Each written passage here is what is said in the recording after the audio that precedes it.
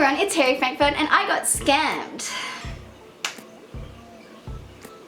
Yeah, I'm actually not thrilled about it, but I'm hoping that I can tell you the story and stop you from getting scammed. And that'll make it all better. Please subscribe. Now this story has layers. It's a bit of an onion, if you will. So let me start from the top, which is when it started. I think this story just goes to show that anyone can be a victim of like a scam, a cult, a lie, a cheater. Let's just start with let's set the scene, shall we? So the scene is, I've just started my honors year. It is 2022? Yeah, it's 2022, it's the beginning of 2022, it's the beginning of 2022, and I've started my honors year, and I'm selecting my thesis supervisor, and I'm really feeling excited and enthused, and I feel like I'm gonna make a difference, and I feel like everything's coming up cake, right? Like everything's going my way, things are actually looking good, and I didn't have contact with my mom. I was sitting on a little bit of savings, which was very specific savings that really wasn't meant to be mine anyways. It was a gift from my dad when he was sick, so it kind of meant a lot to me. And then I get this message from someone that I went to high school with, that I used to have a mad crush on in high school, and they said, hey, did I see you out last night? And I kind of just was like, absolutely not. No way in hell did you see me out last night. I don't go out. That's scary. It's not where I am. I'm definitely not there. That was not me. And then I kind of somehow got trapped in a conversation with this person where they, oh my god, it's literally, I haven't spoken to them in 15 years, right? Like it's been 12 years since I've spoken to them, maybe 13, because I didn't really speak to them in my last year of high school because I don't even think they went to school. Anyway, so I get trapped in this messenger conversation with this person because they thought they'd seen me out last night. They were so convinced it was me, and I just definitely was not where they were. And then they trap me in this conversation and tell me that their mother has just died of cancer, their fiance has just left them, they've been fired because they were having a mental episode and couldn't work efficiently. They had been to a mental hospital, and they've just come out and realized that their mother was an alcoholic narcissist. And I was like, holy fuck. Okay, I can't relate with a lot of those things, but I can relate with a few of them. So I was like, hey, look, I'm here for you. Also, I'm a psych student, so like, I'm a listener, right? I'm a healer. I'm here to hear these things. These are exactly the things that I want to hear. So, hook, line, sinker, I was in. Oh, God. So... And then he forwards me an email that he had sent to his fiance where he basically went on this like ramble about his mum and how he was just uncovering that he was abused as a kid emotionally by his mother. I've been on a similar journey with my mum, and so like I know what it's like to go through that. We're like, holy shit, my childhood was actually so fucking traumatic, what the hell? And so he forwards me this email that he had sent to his fiance when they were together, or when they were like figuring out if they should split or not. And I was like reading it and I was like, hey, look, thank you so much for sharing with me. And I provided compassion and like empathy, because that's what I do. That's literally what I do. I was studying psychology, and I wouldn't be studying psychology if I wasn't the kind of person that responds that way. So obviously, again, hook, line, sinker, I was in. And then he goes, hey, like, what are your bank details? Let me send you some money. I was like, no, I can't charge for this. And he goes, no, it's just a thank you. And I was like, but I can't take your money. And he goes, no, it's just a thank you. What do you want for lunch? Let me get you lunch. And I was like, no, that's weird. No, that's really weird. But he was persistent. I was like, all right, fine, just send me $10, and then that's lunch. That'll be my sushi, whatever. He sent me 50, and I was like, fuck, that was really kind of him. That was like a sweet thing to do. The conversation ended, I went and did whatever I had to do, and then later that day, he's like, hey, let's go get dinner, let me buy you ramen. And so we go, I guess it was a date, I don't think it was a date. So then we go, and he's like, oh, my personal assistant has booked us a reservation somewhere, and he was staying in a hotel in the city, so I like went to him first. The place was a mess, but he had bought me flowers, which was quite sweet, and he goes, look, I've just ended things with my fiance, I'm not looking for anything, but like, I bought you flowers because that's something I like to do. That's like one of the saddest things about not being in a relationship, is not having someone to do those things for. And I was like, I relate. Again, the words hook, line, and sinker come to mind. So then he's like, my personal assistant has made a reservation at some ramen restaurant in Brisbane. He doesn't even know which one. Oh my god. Who needs a personal assistant? Like, who needs that? Like, what is that even for? Anyway, so I was like, well, this is an adventure. This is a little spontaneous. Let's find out which restaurant has the reservation. And while we're at the the hotel room. So his friends come over and he just loans them like $1,000. He like gives them cash. And I was like, what the fuck is going on? I was like, do I talk to them? What do I do? They're going to the casino. Everyone's having drinks. I was like, this is fine. I don't know. It was just very chaotic energy. Anyway, we go and get ramen and he's a mess. He's like dropping his things. He's like sleepless and like just a mess. But he's like, look, this is my way of saying thank you, blah, blah, blah. After that, I think we started hanging out. That's how the scene gets set, right? And then he needed somewhere to stay because oh my God, that's right. He came and stayed with me a few nights.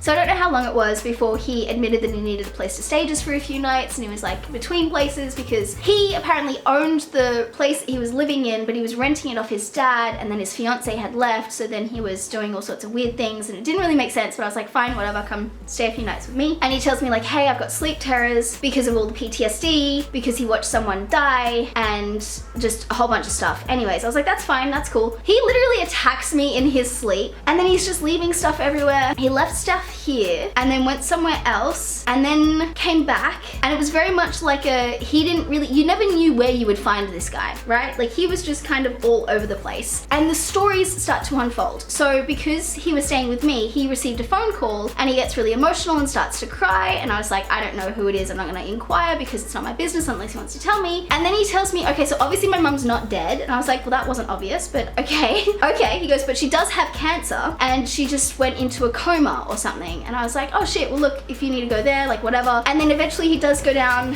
and he FaceTimes me while he was with his family, and he seemed like way more tranquil. He felt way better. So I was like, cool, this is fantastic. He seems to be like calming down while he's away from all of the chaos of Brisbane. Maybe this is exactly what he needs. Like maybe he'll come back feeling better, whatever. When he does come back, things just kind of escalate, and then I was meeting his friends. Anyway, so I'm meeting his friends, and then one night we were having dinner with one of his friends' mum for her birthday, and he starts acting way more recluse and just way more erratic and confused. By the way, I'm also having this whole thing go on while I'm doing my honors thesis on substance use disorder and like habitual drinking, and I'm at uni and I'm trying to get my like government stuff so that I can go and do my placement. I'm dealing with very formal, very important educational things, and then all of this is going on the sidelines. This is just like my free time. He's acting more recluse, he's acting erratic, he'd be emotional and then all over the place and like tired but not sleeping and like just saying nonsensical things. And then someone tries to imply that that was the day that his mother had died, and I was like, this really isn't.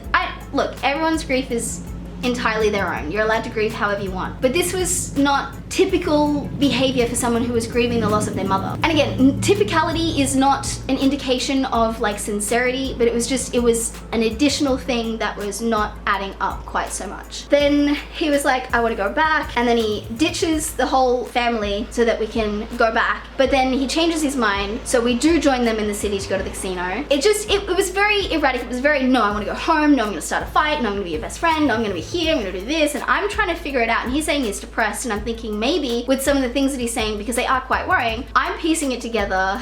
I'm hearing hooves and possibly thinking zebras, because I'm thinking depression with psychotic episode. You'll soon find out why that was a dumb idea to immediately think suicidal, although to be fair, we'll get to it. Anyway, his behavior gets more and more erratic, more and more spontaneous, more and more reckless. He tells us that his mother's died, and then he starts coming back to the house. He'd moved in with his friends, so he was nearby. He comes back to the house with like just boxes upon boxes of books, and he's like, yeah, my mom had a warehouse of books, and so when she died, this is what she wrote the will for me. This is what I get, just boxes upon boxes of books. And he tells us that his dad is writing him out of the will, and his dad is selling a property that was his, and his brother's trying to steal money from him, and he's trying to get access to his bank accounts, and so he needs to borrow money from me and all his friends because he doesn't have access to his bank accounts because when his ex left, she shut them down or something. And I was trying to inquire about that, and then he's like, no, I've got to go to the bank with my ex, so I can't see you that day. And then he goes and he fixes it, but then it's not fixed the next day. And then he says he's getting his life on track, and he's going and getting a job, and then he gets the job, and then the next time I ask him about the job, he says he's already quit, even though he told me that he didn't start for another 4 weeks. All these things, and I'm trying to piece it together. And then there was one day where he was really angry, which is typical of people who have basically confirmed that they will commit suicide, and he's selling all this stuff, which again is something that in my mind I was thinking that's typical or a warning sign for people who are depressed if they've expressed suicidality. If they sell their stuff and start getting angry and dismissive, these are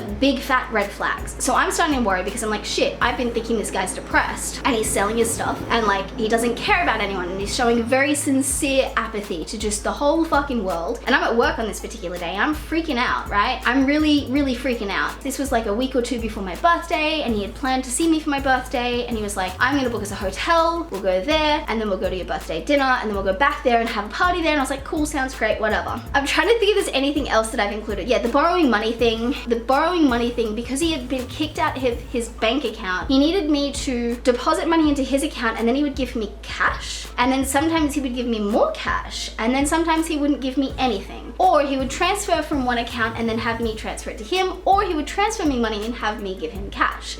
Or he would transfer money into my account and then have me withdraw it. So it was a lot of like money passing hands that probably should not have been passing hands. And it was all because of this like restriction that he had on his bank account. So he couldn't do certain things with his account because he couldn't withdraw certain limits or whatever. I'm not sure. I couldn't understand it because it never really made sense. And the story was different every time he told it. So then it was the week before my birthday, and the money amounts kind of got bigger and bigger. And he was like, I need $1,000 right now for dinner. I'm like, that's a fucking expensive dinner, my guy. I'm running out of money. And so I had lent him that, and then he didn't get it. So he needed another $1,000, and then he needed $2,000. And there was like several increments of thousands of dollars that he just needed me to keep sending him. And then he's like, I'll give it back to you on your birthday. And he's like, I'll give you my ex's like engagement ring because she doesn't want it anymore, and that's worth $9,000. And he's like, I'll give you this Cartier bag or whatever, like Gucci and Cartier. I'm like, I don't care about flashy bullshit nonsense. Like, I don't want things. Things don't pay bills. And then my birthday rolls around, and I get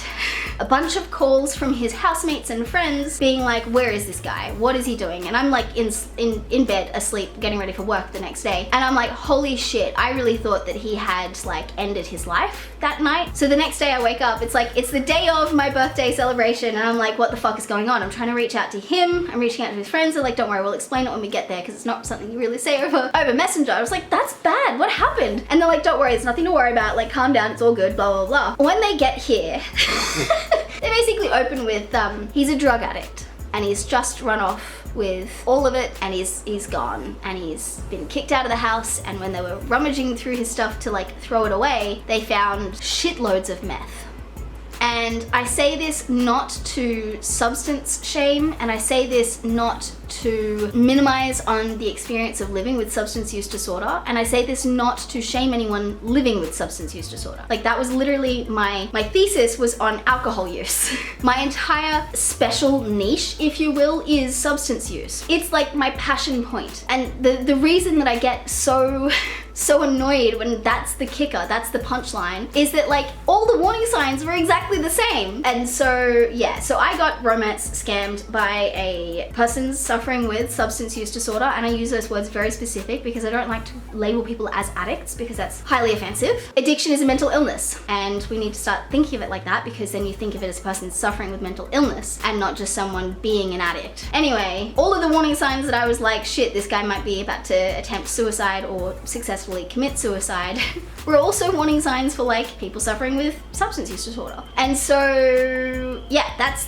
the story. The good thing is, 1, I learned a valuable lesson. 2, I have a whole bunch of friends now that I didn't have before. 3, I have a story to tell, and you guys are learning from my story, I hope. If someone, here are the warning signs I want you to pay attention to. 1, reckless and unpredictable spontaneous behavior. Large sums of money, just in anything, right? Large sums of money, just be red flags, alarm bells, okay? If they give you money just for talking, if they want you to loan money to them, if they give you money and want you to give it back, and then they borrow money with like large sums of interest, so to speak, if they think that they can pay you back with things, and if you genuinely do not know what is going on with them, or if they just shower you with like love, these are all some of the warning signs that retrospectively I look back and go, oh,